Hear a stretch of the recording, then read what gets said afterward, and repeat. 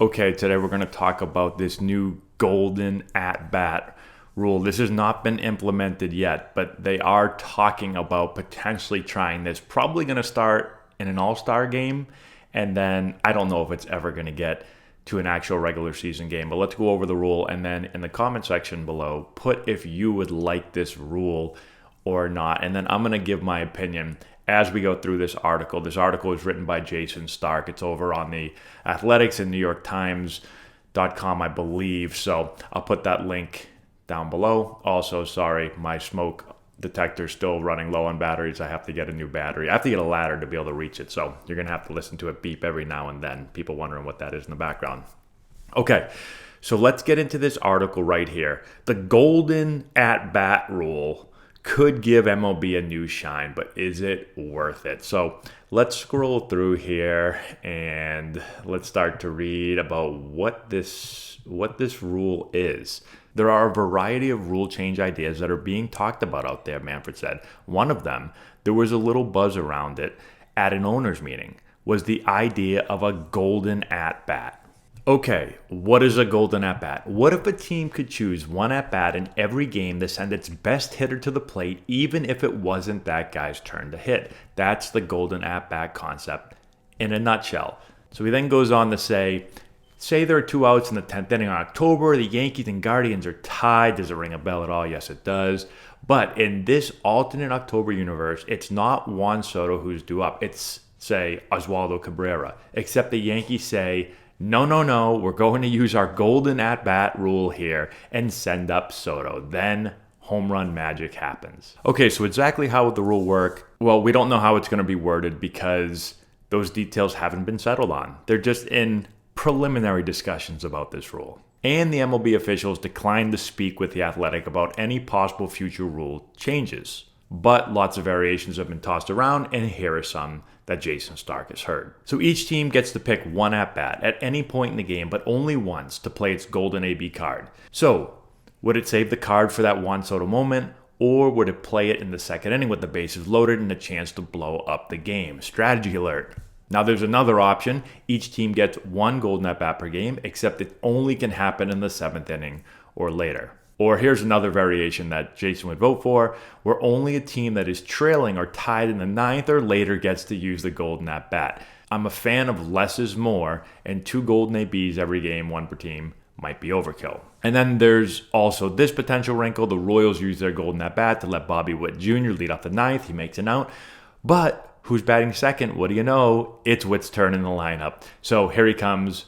Again, yes, that could be a thing. So he talks about why would MLB want to mess with the baseball gods, and it's essentially just to get your best players the ball or the opportunity late in the game. So they talk a lot in this article about how in basketball, LeBron James or Steph Curry or Jason Tatum or whoever you want, Donovan Mitchell, they can get the ball in the biggest moments. The team can force them to get the ball.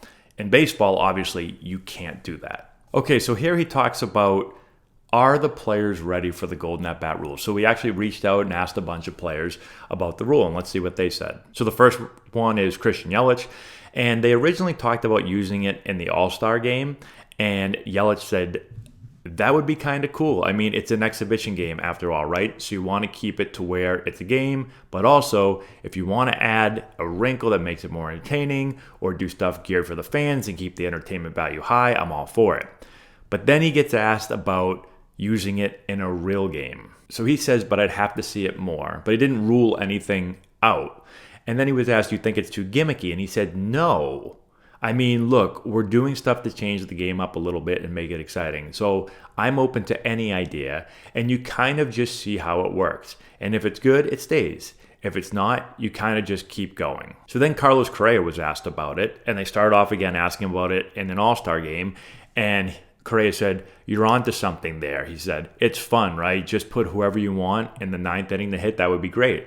I love it. Then he's asked about the regular season. He says, my relievers are going to hate me if I say I agree with that one. I can't agree with that one because the relievers are going to be under really, really high stress all the time, and then the injuries are going to go up even higher. So he was a little less wanting to do it in a regular season game. Okay, so those are 2 hitters. Now let's ask a pitcher, especially a relief pitcher that would have to be facing these guys late in the game. And as you can kind of guess, he wouldn't want to do it. And if we go down here, it says, I wouldn't like that, he said without hesitation. Nah, that messes with baseball history too much. I don't like that one.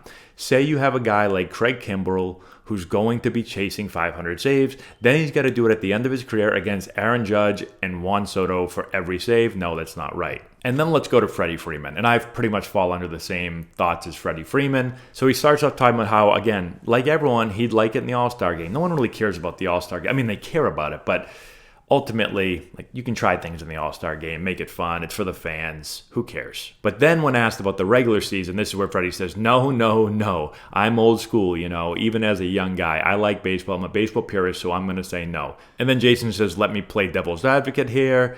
Steph Curry always has the ball at the end of a basketball game, right? Why doesn't that work in baseball? And Freddie says, I get it. I would rather watch Shohei hit 20 times a game. It would be really good for the Dodgers if he did that too. So as long as Shohei, you're fine with it, he said. That was Jason Stark. And then Freddie says, no, I'm good with Mookie. He said, I'm good with Will Smith. I'm good with pretty much our whole team. Well, it's easy to be good when you're the Dodgers. Look, as long as it doesn't mean anything, like the All-Star game now is just for fun, you can do whatever you want. And then Jason said, but what about the actual game? And Freddie says, let's just play 6 innings and do a home run derby for the last 3. And Jason says, no, let's not do that. And Freddie says, why? So you don't like my ideas, but I've got to like all yours. Freddie's the best, by the way. Okay, so then he goes on and asks front office people about the rule. And most people had no idea what that rule meant or that they were even thinking about it. But he found one executive who loved the idea and one executive who hated the idea. So let's start off with the one who's not a fan of the golden at-bat rule. And this is what he said. With the other rule changes, you're trying to create the best version of baseball. He said, but with this rule, the golden at-bat, it's like you're trying to create a different sport. You're trying to create something else that's kind of like baseball, but not really. And I do agree with that. And he said, I understand the value of Mike Trout versus Shohei Ohtani to decide the WBC. And if we can create that every day, you have a reason for people to turn in. Yes, that's great. It's just not baseball. It's fundamentally changing the character of the sport and the batting order, which is a huge function of how the sport lives. Just to change that, to try to make the 8th or 9th inning more interesting, I don't know.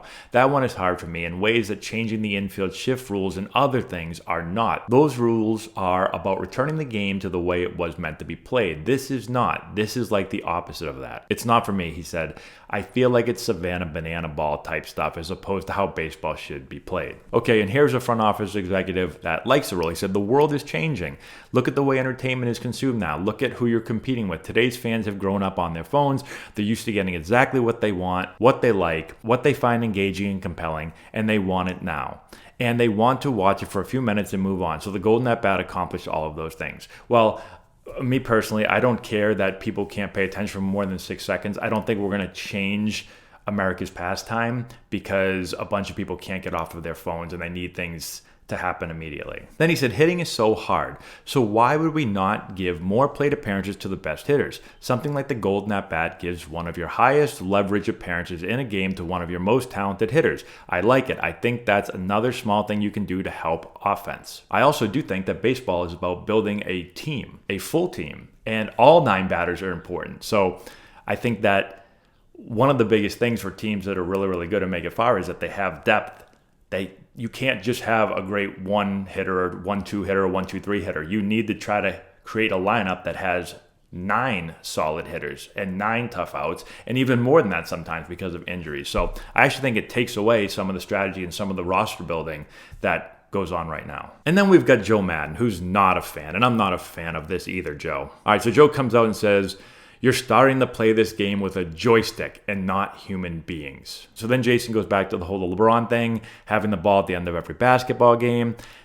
And there were 120 Dodger games this year in which Ohtani didn't get a swing in the 9th inning. So Madden says that's just how the game's built. Our game is not built that way. Why do we want to bastardize our game and make it like everybody else? And then this is an interesting point that I also agree with.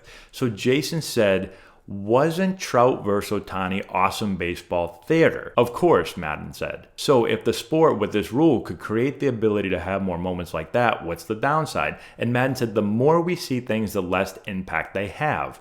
The Trout Ohtani thing was outstanding because you rarely see it. You don't see Haley's Comet every night. I think that's really, really key also. If every single night you're seeing Ohtani get up in the biggest moments late in the game versus a great closer, well, the reason why those moments are actually so special is because when you finally do see Ohtani come up in the ninth with the bases loaded, that doesn't happen a lot. So that's a huge moment.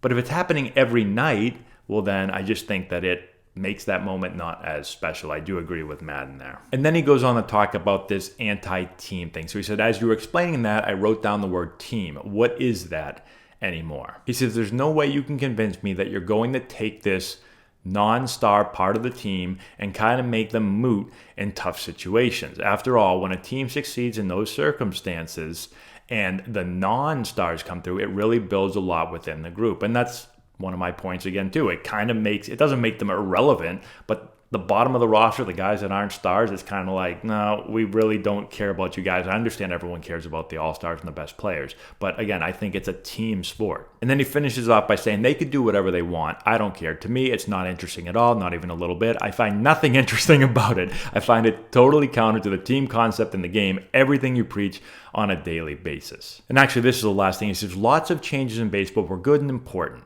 The pitch clock, wild card, lowering the mounds in the 1960s. Those were needs, things the game needed. Needs that were implemented to make the game more watchable. But needs should never impact strategy so significantly. Don't ever confuse the word change with the word progress. Change does not necessarily equal progress. Change could be regress.